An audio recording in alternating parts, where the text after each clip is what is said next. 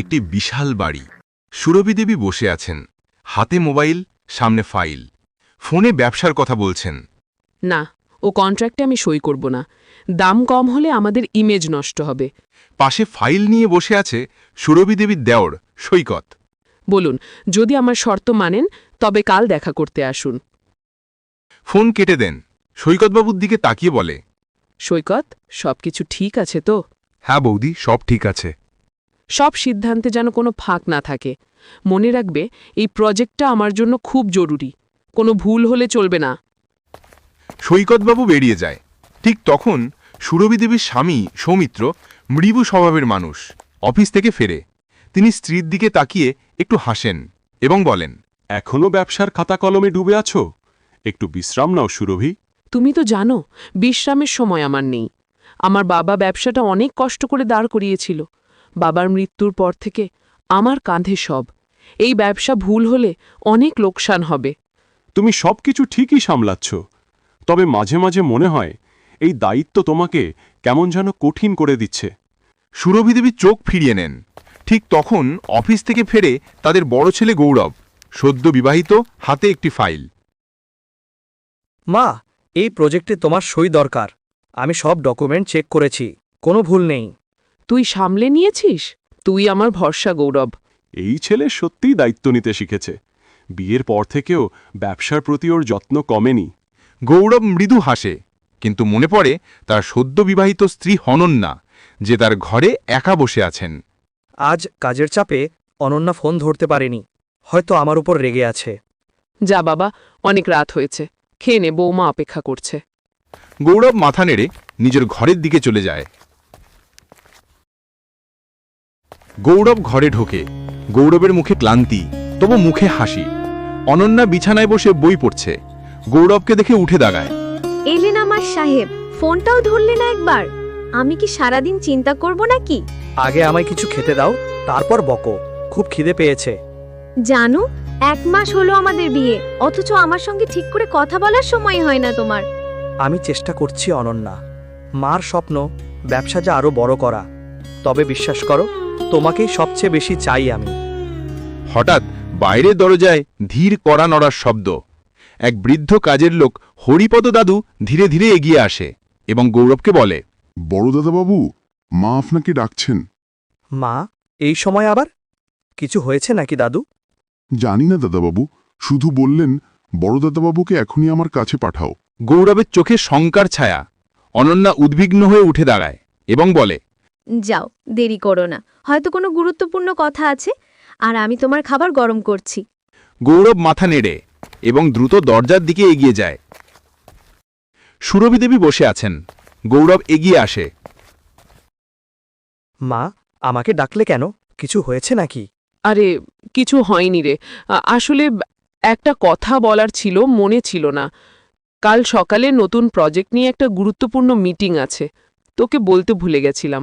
ও আচ্ছা, আমি সকালেই রেডি হয়ে নেব, তুমি কোনো চিন্তা করো না। ভালো, তোকে ছাড়া তো এখন কিছুই হয় না এই ব্যবসায়। সাজানো ডাইনিং রুম, টেবিলে খাবার সাজানো। অনন্যা টেবিলে বসে অপেক্ষা করছে। কিছুক্ষণ পর গৌরব এগিয়ে আসে এবং চেয়ারে বসে। কি বললো মা? সব ঠিক আছে তো? কিছু সিরিয়াস নয়। আসলে কাল সকালে একটা নতুন প্রজেক্টের মিটিং আছে। মা ভুলে গেছিল সেটা বলতে। তাহলে কাল আবার সকালে অফিস? দুজনের মাঝে মিষ্টি কথাবার্তা চলে। সৈকতবাবু তার ঘরে বসে আছে। পাশে তার স্ত্রী মালতী দেবী বসে আছে, মুখে এক অসন্তোষ। তুমি কি সারা জীবন এমনি থাকবে? কেন, কি হয়েছে? সব সম্পত্তি, সব ক্ষমতা শুধু দিদির হাতে? আমাদের ভাগ্যে কি কিছুই নেই? আমরা তো কেবল ছায়া হয়ে থাকলাম। চুপ করো, এখন এসব বাজে কথা বন্ধ করো। আমি এই ছায়া হয়ে থাকতে রাজি, অন্তত শান্তিকে থাকব। শান্তি? শান্তিতে কি পেট ভরে?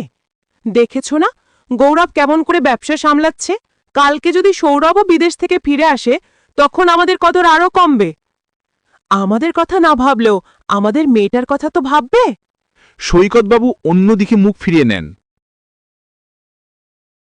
সকালবেলা খাবারের টেবিলে সবাই বসে আছে। সৌরভ আবার কবে ফিরবে? কতদিন দেখা হয় না। ও বিদেশে পড়াশোনায় ব্যস্ত। সামনেই তোর পরীক্ষা, আর পরীক্ষা শেষ হলেই ও ফিরলে বাড়ি আবার আলোয় ভরে উঠবে। হ্যাঁ বাবা, ওর ফোন এসেছিল। খুব শীঘ্রই ও আসবে। ছোটদা আসলে আবার খুব মজা হবে বল বড়দা। ও তো তোর বিয়েতেও আসতে পারেনি। সবাই খুশি হয়, কেবল মালতী দেবীর মুখে চাপা বিরক্তি। একটি আধুনিক ফ্ল্যাট, বিছানায় বই, ল্যাপটপ, কিছু কফির কাপ। সৌরভ বই পড়ছে। হঠাৎ ল্যাপটপে ভিডিও কল ভেসে ওঠে। গৌরব কল করছে। সৌরভ হাসিমুখে রিসিভ করে। ওরে পড়ুয়া, কেমন আছিস? মুখটা কেমন শুকিয়ে গেছে? বইয়ের ভেতরে ঢুকে গেছিস নাকি? কি করব দাদা, সামনে পরীক্ষা, মাথায় শুধু বই খাতা ঘুরছে। তবে আর কয়েক মাস, তারপরেই তো ছুটি, বাড়ি ফিরব। এই তো চাই, তুই ফিরলেই বাড়িটা জমে উঠবে। একা একা আমার একঘেয়েমি লাগে। একঘেয়েমি? তাহলে বৌদি কি করছে? বিয়ে হলো মাত্র 1 মাস, আর তুই একঘেয়ে? বিশ্বাস হচ্ছে না দাদা। আরে মানে, ও তো নিজের কাজকর্ম নিয়েই ব্যস্ত থাকে। আমি ভাবি ছোট ভাই থাকলে গল্প আড্ডা জমে উঠত। বাহ, আমি তো ভেবেছিলাম এখন থেকে তোরা দুজন দিন রাত গল্প করতে থাকিস, নাকি বৌদি তোকে পাত্তাই দিচ্ছে না? খুব জানিস, আমায় একেভাবে খেপিয়ে মারিস। তবে সত্যি বলছি, তুই না আসা পর্যন্ত বাড়িটা অসম্পূর্ণ মনে হচ্ছে।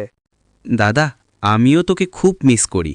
বিয়েতে আসতে না পারায় খারাপ লেগেছিল ভীষণ, তবে ফিরেই সব পূরণ করব। হঠাৎ সুরভি দেবী গৌরবের পাশে এসে বসে। সৌরভ, তোর মুখটা দেখলেই আমার বুক ভরে যায়। তোরা 2 ভাই একসাথে থাকলে আমার মনে হয় আমি পৃথিবীর সব সম্পদ পেয়েছি। মা, আমিও তাই চাই। দাদার আমি মিলে তোমার স্বপ্ন পূরণ করব। ভিডিও কল শেষ হয়েছে। সুরভি দেবী চলে যায়। অনন্যা ঘরে এসে গৌরবকে খুশি দেখে বলে, কি হয়েছে? আজ এত খুশি কেন? কারণ সৌরভের সাথে কথা হলো। ও আচ্ছা, তাই এত খুশি? হ্যাঁ, ও শুধু আমার ভাই নয়, আমার সবচেয়ে প্রিয় বন্ধু। ও ফিরলে আমাদের বাড়িতে এক অন্যরকম আনন্দ আসবে। সৌরভ সত্যিই খুব প্রাণবন্ত। তোমাদের 2 ভাইকে একসাথে দেখলে আমারও ভালো লাগে। সৌরভ বিছানায় শুয়ে আছে এবং নিজের মনে বলে, খুব তাড়াতাড়ি ফিরব আমি। মার স্বপ্ন, দাদার স্বপ্ন সব পূরণ করব। সবাই একত্র হয়ে দাঁড়িয়ে আছে। সুরভি দেবী সবার সামনে বলে, আমি আর সৌমিত্র কিছুদিন ধরে ভাবছি এবার ব্যবসার সম্পূর্ণ দায়িত্ব গৌরবের হাতে তুলে দেব। আমার বিশ্বাস ও এই দায়িত্ব সামলাতে পারবে।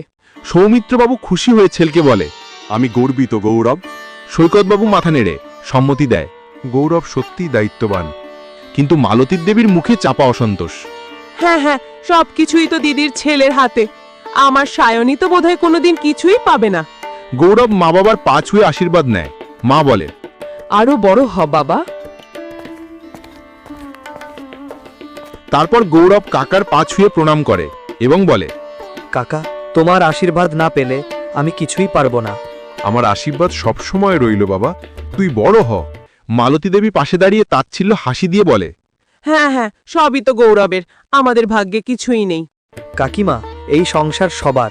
আমি চাই সবাই মিলেমিশে থাকি। আমার যা আছে সবই তোমাদের সবার জন্য। মালতী দেবী চুপ করে যায়, কিন্তু চোখ মুখে ঈর্ষার ছাপ থেকে যায়। অনন্যা গর্ব ভরে তাকিয়ে থাকে। বড় ছেলে গৌরব অফিসে যাওয়ার জন্য বাইরে গাড়ির কাছে দাঁড়িয়ে আছে। কিছুটা দূরে অনন্যা দাঁড়িয়ে। গৌরব অনন্যাকে বলে, আজ হয়তো দেরি হবে, কিন্তু রাতে একসাথেই খাবার খাবো। আমি অপেক্ষা করব। গৌরব আবার ফিরে অনন্যার দিকে তাকায়। অনন্যা হাত নাড়ে। তারপর গৌরব গাড়িতে ওঠে এবং চলে যায়। অনন্যা একা দাঁড়িয়ে থাকে। রাতে সুরভি দেবী বসে একটি ফাইল দেখছে। হঠাৎ তার ফোনে একটি ফোন আসে। কল রিসিভ করতেই এক অচেনা কণ্ঠস্বর ভেসে আসে। হ্যালো, কে বলছেন? আপনি কি সুরভি সেন বলছেন? হ্যাঁ, আপনি কে? আমি এসিপি অর্পণ বোস বলছি। হ্যাঁ, কি ব্যাপারে ফোন করেছেন? আসলে মিস্টার গৌরব সেনের অ্যাক্সিডেন্ট হয়েছে এবং তিনি আর বেঁচে নেই। সুরভা দেবী খবর শুনে প্রথমে বোবা হয়ে যায়। তার হাত থেকে ফোন পড়ে যায়। তারপর চিৎকার করে ওঠে, ভগবান, এটা কেন করলে তুমি? আমার গৌরবকে কেন কেড়ে নিলে? সবাই ছুটে আসে। কি হয়েছে সুরভি? সুরভি দেবী সবাইকে সব বলে। সৌমিত্রবাবু স্তব্ধ হয়ে বসে থাকে। চোখ থেকে জল গড়িয়ে পড়ে, কিন্তু কিছু বলতে পারে না। সৈকতবাবু হতবাক হয়ে যায়, আর কাকিমা মুখ চেপে ধরে। অনন্যা বিশ্বাস করতে পারে না। না, এটা মিথ্যে। আমার গৌরব কোথাও যায়নি।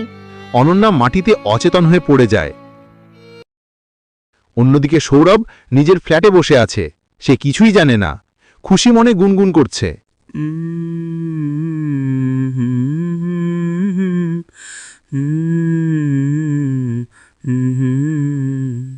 হঠাৎ তার মনে হয়, দাদার সাথে কদিন কথা হয়নি, ফোন করে দেখি।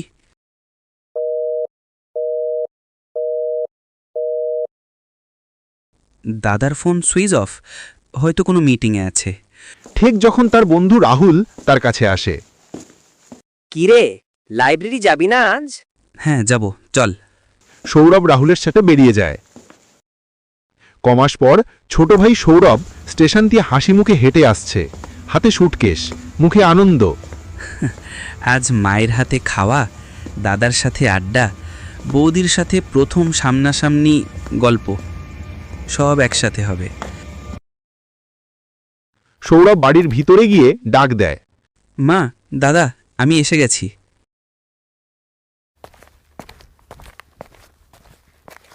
হঠাৎ তার চোখে পড়ে দেয়ালে বড় ফ্রেমে দাদা গৌরবের ছবি ফুলের মালা দিয়ে সাজানো। সৌরভ হতভম্ব হয়ে থমকে দাঁড়িয়ে যায়। এটা কি দাদার ছবি, ফুলের মালা? দাদা কোথায়? কে কোথায় আছো? কেউ বলো, দাদা কোথায়? মা সুরভি এগিয়ে এসে ছেলেকে জড়িয়ে ধরে কান্নায় ভেঙে পড়ে। তোর দাদা আর নেই রে। কয়েক মাস আগে এক অ্যাক্সিডেন্টে আমাদের ছেড়ে অনেক দূর চলে গেছে। না মা, এটা সত্যি না। আমি তো ভাবছিলাম ফিরেই দাদার সাথে কত কিছু বলবো, একসাথে সময় কাটাবো। তোমরা কেউ কিছু কেন আগে বললেনি? হঠাৎ বাড়ির এক পাশ থেকে অনন্যা সাদা শাড়ি পরে নিস্তব্ধ এগিয়ে আসে, চোখে শূন্যতা। সৌরভ তাকিয়েই কেঁদে ওঠে। সকালবেলা ঘরের বিছানায় বসে আছে সৌরভ। সারা রাত ঘুমায়নি সে। হঠাৎ দরজায় কড়া নড়ার শব্দ হয়। ভেতরে ঢোকে তার ছোটবেলার বন্ধু অভিরূপ, মুখটা গম্ভীর, যেন ভয় পেয়ে আছে। কিরে, হঠাৎ সকাল সকাল এলি?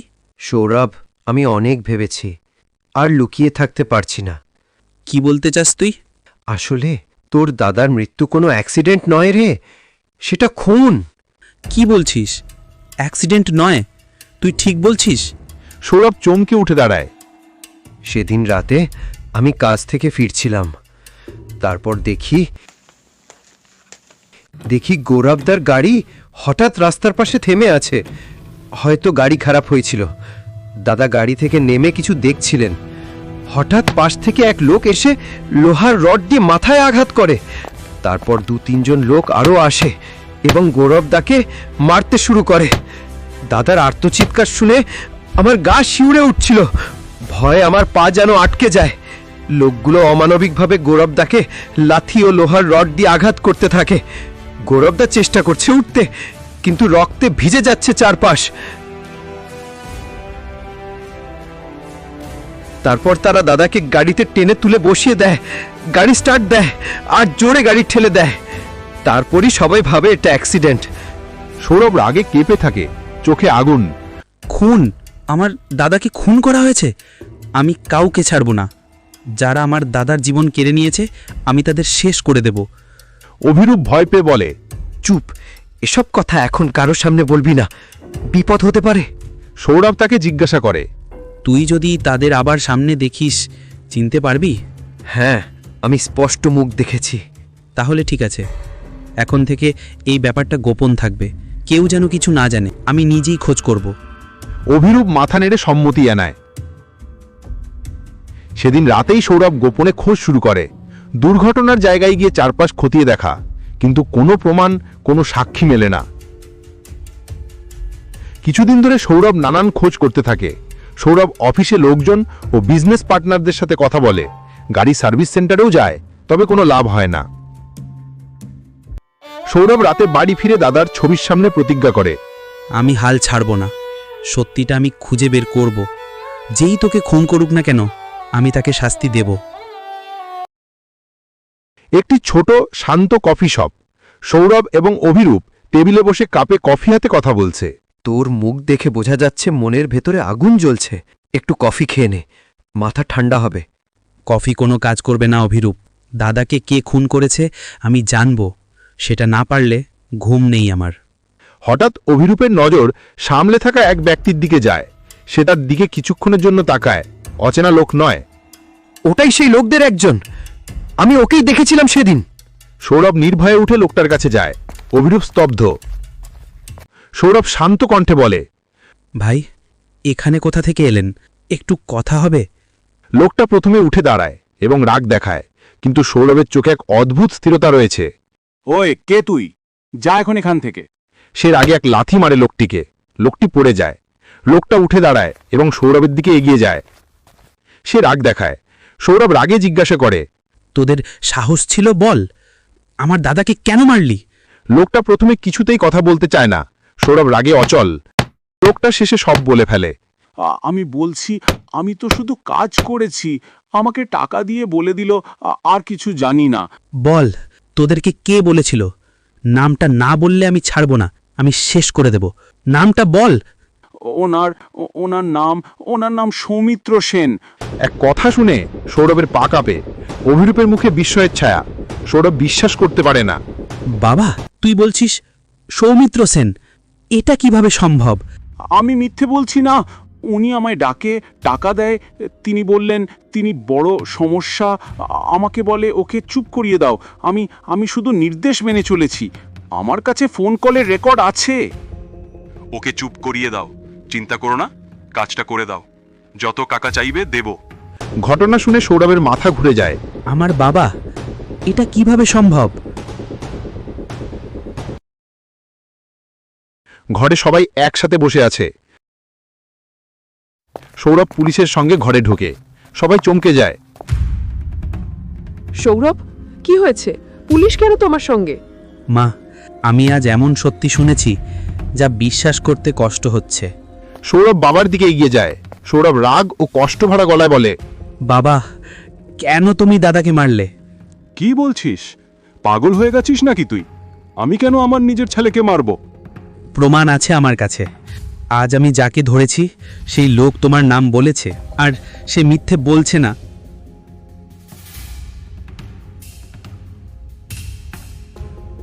সবাই স্তব্ধ হয়ে যায়। সুরভি দেবী রাগে সৌমিত্র বাবুর দিকে তাকায়। সত্যি কি তাই সৌমিত্র? উত্তর দাও। সৌমিত্র চিৎকার করে বলে, হ্যাঁ, আমি করেছি। কারণ গৌরব আমার ছেলে ছিল না। কি বলছো তুমি? গৌরবের বাবা গৌতম আমার বন্ধু ছিল, সুরভির প্রথম স্বামী। তুমি তো গৌতমের অ্যাক্সিডেন্টের পর সব জেনে শুনে নিজে আমার বাবার কাছে এসেছিলে আমাদের বিয়ের জন্য। তবে কেন গৌরবকে মেরেছ? ও তো তোমায় কখনো অপমান করেনি। ও তো জানেই না তুমি ওর বাবা নও। তাহলে কেন সৌমিত্র? কারণ আমি সহ্য করতে পারছিলাম না গৌতমের ছেলে হয়ে আমার মাথায় রাজত্ব করবে। তুমি ব্যবসার দায়িত্ব গৌরবকে দিতে চাইছিলে। আমি চাই সব দায়িত্ব যাক আমার নিজের ছেলে সৌরভের হাতে। আর হ্যাঁ, গৌতমের মৃত্যুও কোনো দুর্ঘটনা ছিল না। আমি ওকে মেরেছিলাম, কারণ আমি জানতাম ও বেঁচে থাকলে আমি কখনোই তোমাকে বিয়ে করতে পারবো না সুরভি। আমি তোমার বাবার সম্পত্তি নিজের করতে চেয়েছিলাম। তুমি এমন কিভাবে করতে পারলে? তুমি লোভের জন্য খুন করেছ, দাদাকে খুন করেছ। আমার চোখে তুমি আর বাবা নও। আমি তোমাকে ধিক্কার দিচ্ছি। সবার মুখে অবিশ্বাস। সৌমিত্র মাথায় নিচু করে দাঁড়িয়ে থাকে। পুলিশ তার দিকে তাকায়। মিস্টার সৌমিত্র, সত্য কখনো চাপা থাকে না। তাই আজ আপনি নিজেই স্বীকার করেছেন আপনাকে গ্রেপ্তার করা হচ্ছে। ঘরে নীরবতা নেমে আসে। আজ বুঝলাম হিংসা করে কোনোদিন কিছু পাওয়া যায় না, শুধু সম্পর্কগুলো ভেঙে যায়। না, আজ আমার সব শেষ হয়ে গেল। আমার বিশ্বাস, পরিবার, আমার স্বপ্ন সব ধ্বংস হয়ে গেল। সৌরভ মায়ের সামনে হাঁটু গেড়ে বসে। মা, তুমি একা নও, আমি আছি। আমি তোমার ছেলেও, শুধু তোমার ছেলে। মা, আমি দাদাকে ফিরিয়ে আনতে পারবও না, কিন্তু দাদার অসমাপ্ত স্বপ্ন আমি পূর্ণ করব। দাদার দায়িত্ব আমি পালন করব। তুমি চিন্তা করো না। যদি সত্যি তুই দাদার দায়িত্ব নিতে চাস, তবে তোর কাঁধে দাদার সবচেয়ে বড় দায়িত্বও নিতে হবে। কোন দায়িত্ব মা? অনন্যা, ওর ভবিষ্যৎ, ওর মান সম্মান এখন তোর কাঁধে। সৌরভ বিস্মিত হয়ে তাকায়। ঘরে মুহূর্তেই নিস্তব্ধতা নেমে আসে। অনন্যা অবাক হয়ে মায়ের দিকে তাকায়। সৌরভও চমকে উঠে দাঁড়ায়। মা, এটা কি বলছো তুমি? না মা, আমি রাজি নই। আমার গৌরবের জায়গা কেউ নিতে পারে না। আমি জানি কেউ গৌরবের জায়গা নিতে পারবে না, কিন্তু অনন্যা, তোমার একটা ভবিষ্যৎ আছে। সবার কাছে তোমাকে একা দাঁড়াতে দেওয়া যায় না। আর সৌরভ, তুই পারবি এই দায়িত্ব নিতে। সৌরভ ও অনন্যা একে অন্যের দিকে তাকায়। দুজনেই দ্বিধাগ্রস্ত। অবশেষে সৌরভ দীর্ঘ শ্বাস ফেলে মাকে বলে, যদি এটা তোমার ইচ্ছে হয় তবে আমি রাজি। অনন্যা চোখে জল নিয়ে ধীরে ধীরে মাথা নিচু করে নেয়। অনন্যা, এসো, সৌরভের পাশে দাঁড়াও। অনন্যা এগিয়ে আসে এবং সৌরভের পাশে এসে দাঁড়ায়।